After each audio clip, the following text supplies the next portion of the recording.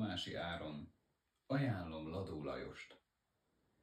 Nem író, sem tenyésztett, sem felfedezett értelemben.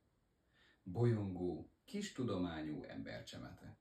Néha kályhaöntő, máskor iparos tanuló vagy borfiú.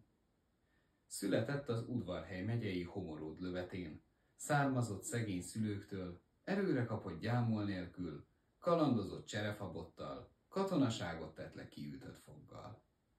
És él Isten közelében. Jelenleg Kazánfűtő Kolozsváron.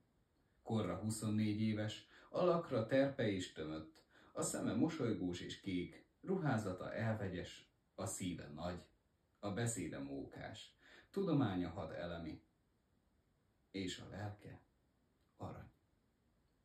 Kedves figura, hír nélkül, tisztán és zajtalanul száll le ide elapra, mint a harmat. A nap és a felhő, az élet és a percek változása szerint, üde és örömszerző egyszer, vagy pajzán és csiklintó, titkos törvények szerint. Különös jelenségnek mondható most is, ahogy mókába rejtett bizalmatlansággal itt áll az árnyékomban, és melléje felel szavaimnak. Melléje felel, s körbegurítja gondolatát, pedig tudja, hogy egy isteni pók összekötött kettőnket a fonalával.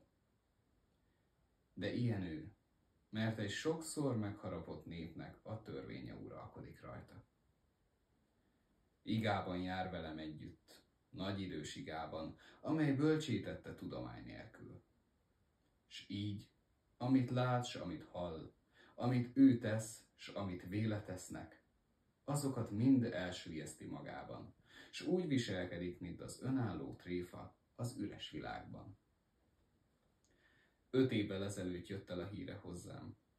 Akkor erdőőr volt a Hargita tetején, és kirándulók beszélték róla, hogy egy ízben így szólítál vizsgára a betévet papokat. Mondják meg lám, hogy mit nem lát az Isten? Ő mindent lát, állították a papok. Vaj nem. Hát mit nem lát? Nálánál nagyobb urat, fejtette meg a fiú. Aztán ő magával is összehozott a sors. Baráti alapra álltunk, és gondoltam, hogy írásra bíztatom őt. S szóltam neki, hogy jegyezze fel élete történetét.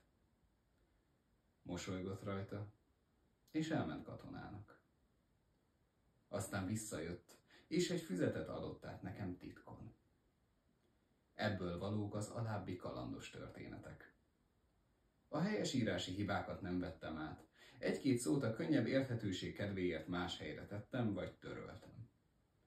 Egyébként minden úgy van, ahogy született.